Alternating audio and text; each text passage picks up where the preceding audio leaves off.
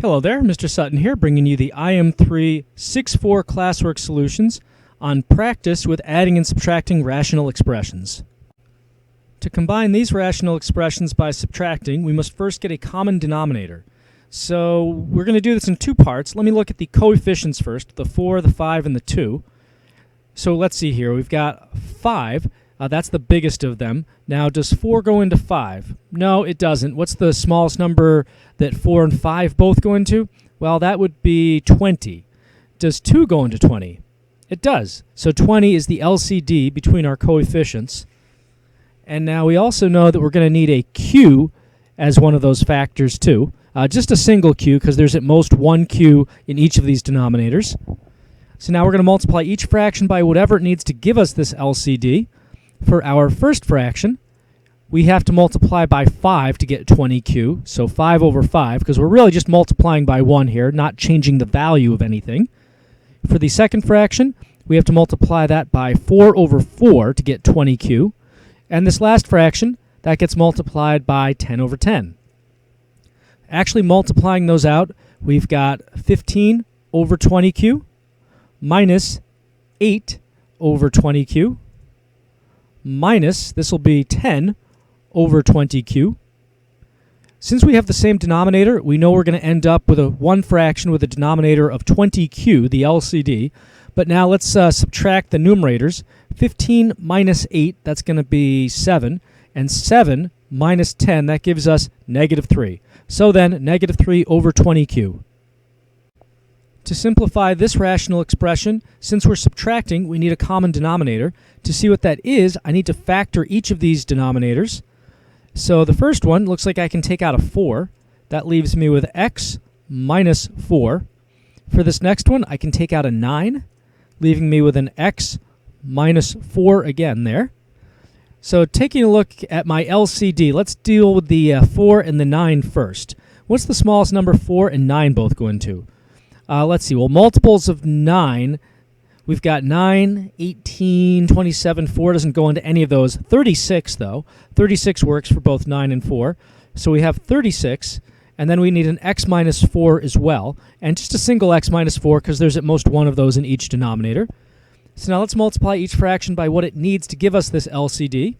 For the first fraction, we've already got the x minus 4. To turn 4 into 36, we need to multiply by 9 over 9. And here we're just really multiplying by 1, so not changing the value, just making it look a little different. For the second fraction, which we are subtracting, we've got the x minus 4. 9 needs to be 36, so we'll multiply by 4 over 4 to get that.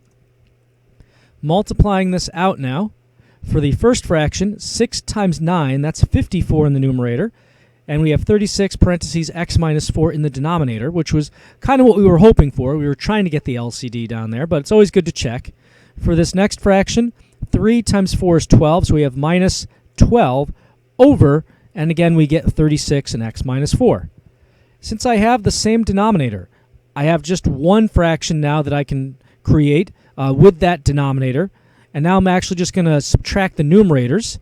So 54 minus 12, that's going to be 42. And let's just double check. Can I reduce 42 and 36? Well, it turns out I can. Those are both divisible by 6. So reducing that, we've got a 7 and a 6 that those turn into. So when the dust settles, we end up with 7 over 6 parentheses x minus 4. For this problem, to simplify, we need to get a common denominator, and we're almost there. If you look at these denominators, one is just the other with the signs reversed. So one thing I'm going to do is I'm actually going to factor this second one here. To get this to have a y minus 8, I just have to take a negative 1 out of this bottom right denominator. So if I do that, I end up with a negative 8 and a positive y, which is to say a y minus 8 you could write it as. And we see here that we don't quite have a common denominator, but we're very close. So there's two ways you could go at this point. One is you could multiply this first fraction by negative 1 over negative 1. But there's actually a faster way. This negative here and this negative actually cancel out. So you can just write 7 over y minus 8 plus 6 over y minus 8. That's another way of getting rid of that negative 1 rather than trying to make the other fraction have a negative 1. And at this point, we do have a common denominator. So we can just add these together, keep the denominator, and just add the numerators. 7 plus 6 is 13. And it doesn't look like there's anything else we can do to simplify or reduce, so this one's done. To simplify this one by subtracting, I need to get a common denominator. And before I can do that, I need to factor this bottom right here so that I can see what I'm dealing with for factors. So I need factors of negative 28 that add up to negative 3. So we got 1 and 28 doesn't work, 2 and 14 is no good. 4 and 7 is the only one left, and that one's going to work if I have positive 4 and negative 7. So I've got x plus 4, x minus 7. And now that I've listed out these factors, I can see exactly what I need in my LCD. So I'll definitely need an x plus 4 for that x plus 4 there, and also an x minus 7, and that covers this other x minus 7 as well. So now let me just multiply this first fraction by whatever it needs to get the LCD. So we've already got the x minus 7. We need an x plus 4, so I'll multiply by x plus 4 over itself. Totally legal, because I'm really just multiplying by 1, so not actually changing the value. And then this other fraction, well, it's actually already perfect the way it is. We already have the LCD down there, so there's, if it ain't broke, don't fix it. All right, let's multiply this first fraction out now to simplify it a little bit. So I've got, in the numerator here, I have to distribute that 5, so that's 5 times x, 5x, and then 5 times 4 gives us a plus 20. In the denominator, we should have x plus 4 and x minus 7. That's the LCD that we were trying to get. And the second fraction here, don't forget that. That's still hanging around. Don't need to do anything new with it, though. At this point, since we have the same denominator, we can combine these into one big fraction over the LCD. And in the numerator then, subtracting now, we're going to have a 5x. There's nothing to combine that with. But we also have a 20 minus 55, which is negative 35. And now that we've combined our fractions, we should always double check to see if we can factor and reduce. It looks like we can factor, so if I take out a 5 from the numerator, that leaves me with an x minus 7. And it does look like we can cancel those x minus 7s. Whoops, let's try that again. X minus 7s cancel. There we go. So now that we've done that, we have a 5 over x plus 4 that we did not cancel out. And can't get any better than that, so we are done. To simplify this expression, since I'm subtracting, I need a common denominator. So let's see here. Let's deal with the 4 and the 6 first. What's the smallest number that 4 and 6 both go into? Well, that would be 12, so we need a 12 in the LCD. We also need an x for that factor and a y squared for that y squared. And now I just need to multiply each fraction by whatever it needs to give us this LCD. So the first fraction, we've already got the y squared. We need to multiply by an x. And to get 4 to be a 12, we need to multiply by 3. So that would be 3x over 3x. Again, we do the number over itself so that we're actually multiplying by 1 and not changing the value.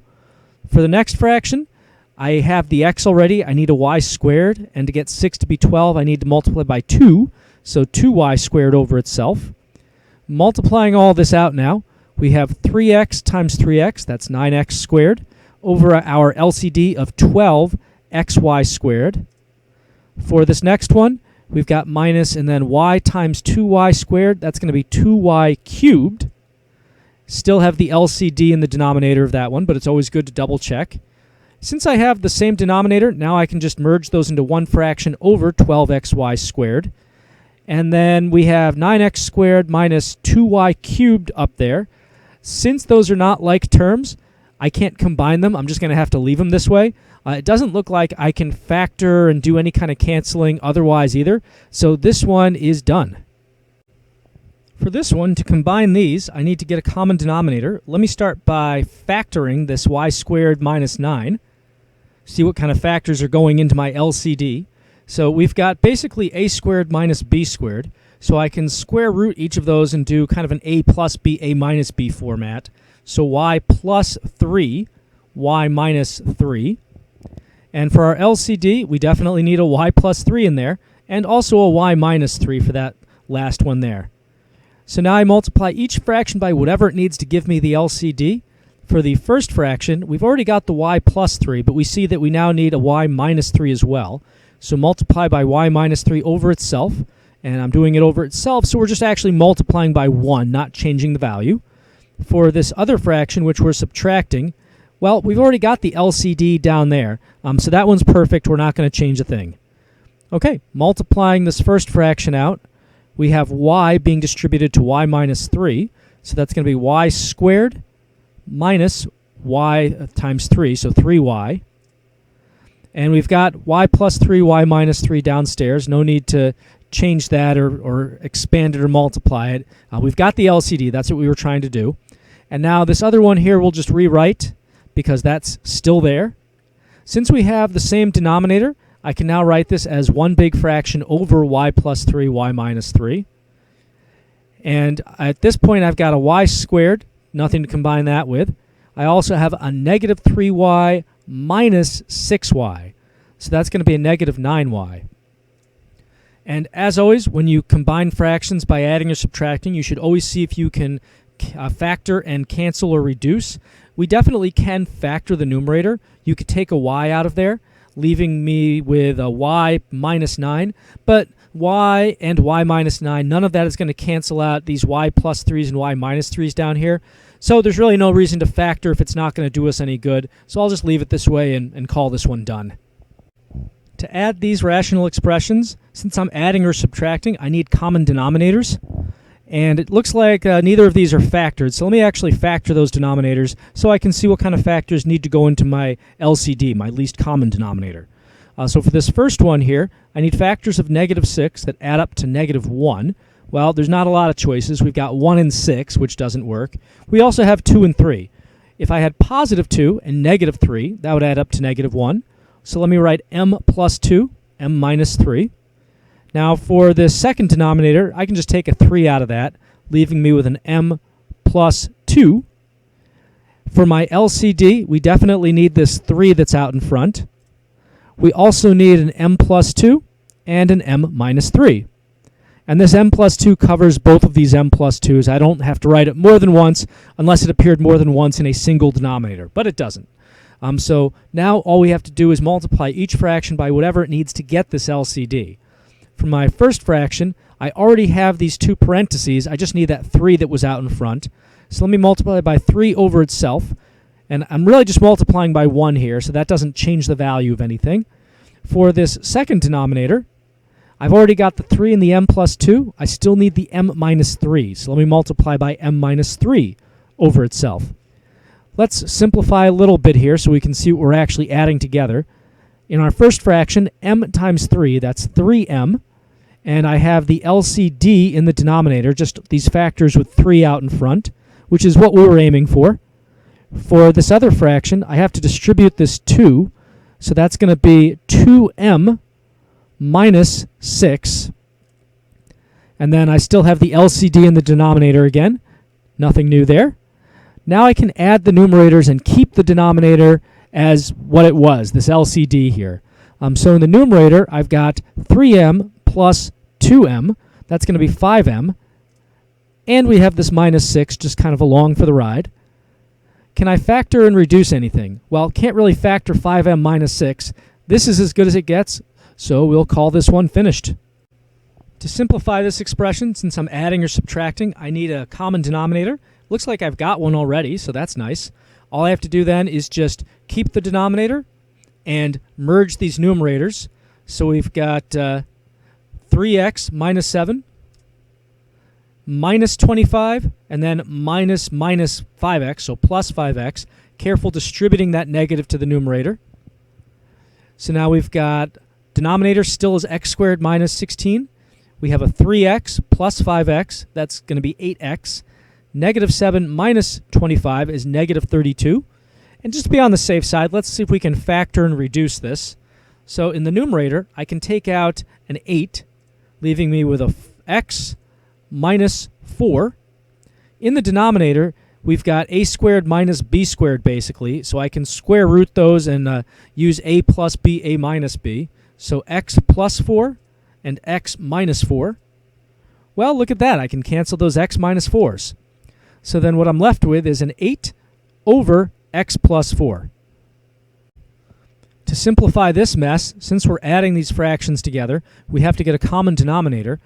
To do that, let me factor this last denominator just to see what I'm dealing with in terms of factors.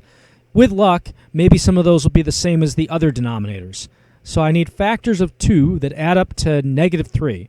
Well, really only one choice, that's 1 and 2, and that adds up to negative 3 if you have negative 1 and negative 2. So y minus 1 times y minus 2.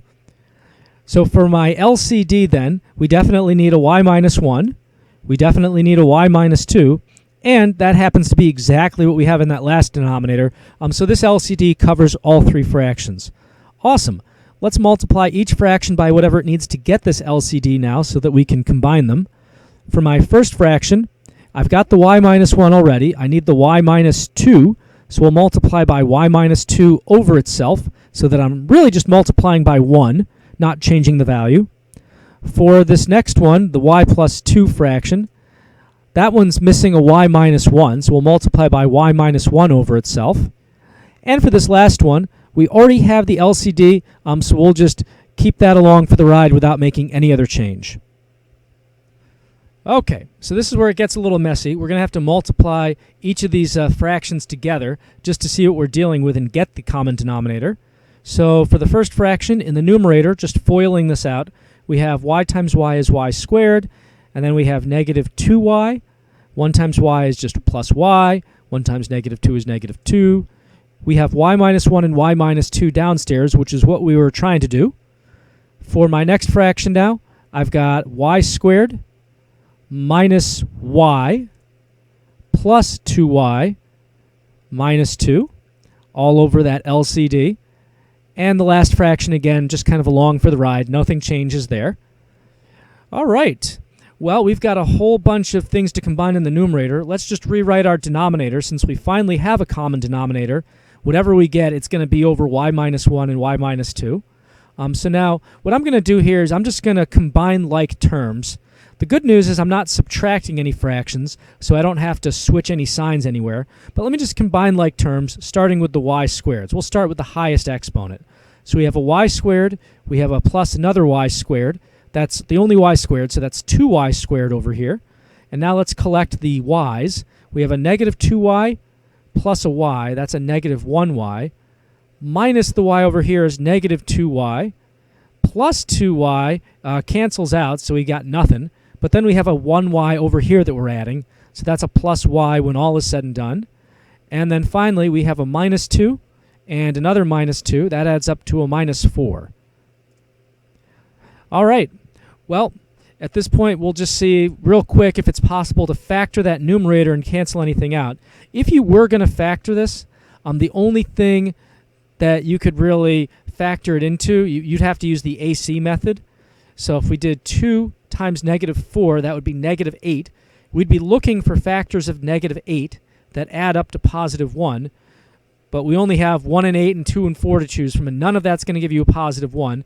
So just really quickly trying to factor this, we're going to see that it can't be factored. So that means we are done, and this is as simplified as it's going to get.